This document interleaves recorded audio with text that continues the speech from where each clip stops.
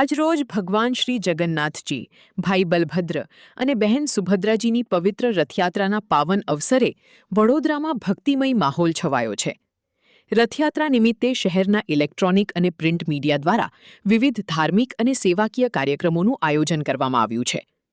ભગવાન શ્રી જગન્નાથજી જ્યારે ભક્તોના દર્શનાર્થે નગરમાં પધારે છે, ત્યારે ભક્તોમાં નવી ઊર્જા અને આધ્યાત્મિક ભાવનાનો સંચાર થતો હોવાનું માનવામાં આવે છે.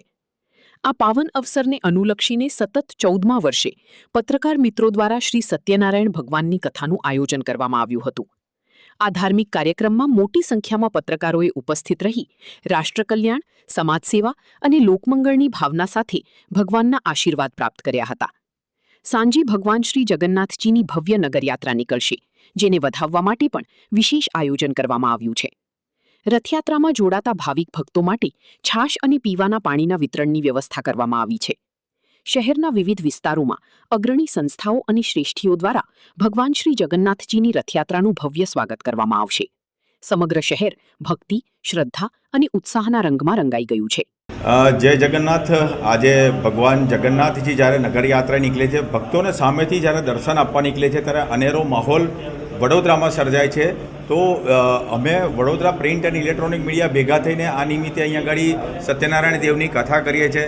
સાથે સાથે જે પ્રસાદી બધા મીડિયાના અમારા પરિવારજનો જે છે, મિત્ર વર્તુળો છે, એમના માટે પ્રસાદીનું આયોજન કરાય છે. તદુપરાંત જે રથયાત્રામાંથી જે લોકો આવતા હોય એમના માટે ખાસ છાસનું પણ વિતરણ થાય છે. એટલે આ અંદાજિત 14મું વર્ષ અમારું છે અને નિર્વિઘ્નપણે અમે આ પ્રકારની કામગીરી ચાલુ રાખીએ છીએ. એટલે જે રીતે આખા મીડિયાના લોકો જે બિઝી શેડ્યુલ હોવા છતાં પણ આ કથા અને આ પ્રસાદીના જે મહાપર્વ જે છે એની અંદર જોડાય છે. અને જેનો સૌથી વધારે જે આ જગન્નાથજી જ્યારે નગરયાત્રા નીકળતા હોય ત્યારે લોકો આ રીતે અમારી સાથે પણ સ્વયંભૂ જોડાય છે. એટલે એનો અમને ખૂબ ગર્વ છે. જય જગન્નાથ.